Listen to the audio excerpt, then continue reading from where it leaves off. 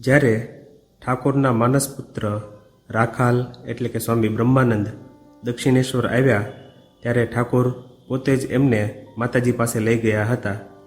રાખાલના પત્ની આવ્યા હતા તેને પણ માતાજી પાસે મોકલી એમણે કહેવડાવ્યું કે 1 રૂપિયો આપી પુત્રવધૂનું મુખ જોજો.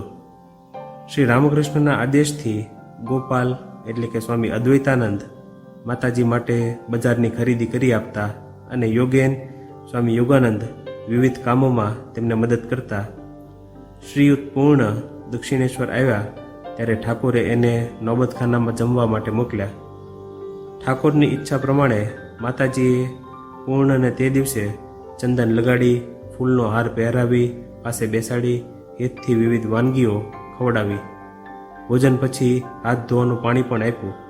વચ્ચે વચ્ચે ઠાકોર નોબતખાનાની પાસે આવીને કેમ કરવું, શું કરવું એ બધું કહી દેતા હતા અને તેથી પણ સંતોષ ન પામતા પોતાના ઓરડા તરફ જતા પાછા ફરીને બીજું શું શું કરવું તેનો આદેશ આપતા હતા. તે દિવસ કદાચ માતાજી માતૃત્વની પૂર્ણ અનુભૂતિની સાથોસાથ બાળનારાયણની પૂજા પણ શીખ્યા. ભક્તો પ્રત્યે માતાજીનો આત્મીય ભાવ જગાડવા માટે ઠાકોર વિવિધ રીતે પ્રયત્ન કરતા. જ્યારે ભક્ત શ્રેષ્ઠ બલરામ બોઝના ધર્મપત્ની માંદા પડ્યા હતા ત્યારે ઠાકોરે માતાજીને કહ્યું, જાઓ એમને મળી આવો.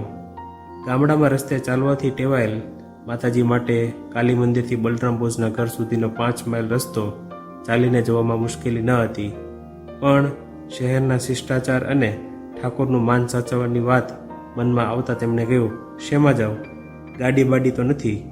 ઠાકોરે જવાબ વાળ્યો, મારા બલરામનો સંસાર ડૂબવા બેઠો છે ને તમે નહીં જાઓ? પગે ચાલીને જજો.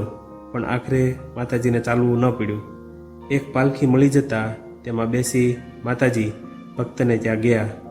પ્રસંગોપાત કહી શકાય કે શ્યામપુકુરમાં રહેતા હતા એ દરમિયાન માતાજી પોતાની મેળે જ બલરામ બોઝની પત્નીની માંદગી વખતે ચાલીને જ એમને મળવા ગયા હતા.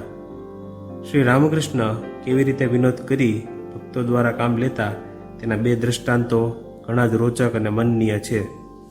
ગોહરીમાં ત્યારે તાજેતરમાં જ દક્ષિણેશ્વર આવતા થયા હતા અને કોઈક વખત નોબતખાનામાં માતાજીની સાથે રહી પણ જતા. એક દિવસ ત્યાં જઈ મજાકમાં ઠાકોરે ગોહરીમાને પૂછ્યું, કહે તો ગોહરી દાસી, અમારા 2માં તું કોને વધારે ચાહે છે? ગોહરીમાં પણ વિનોદી હતા.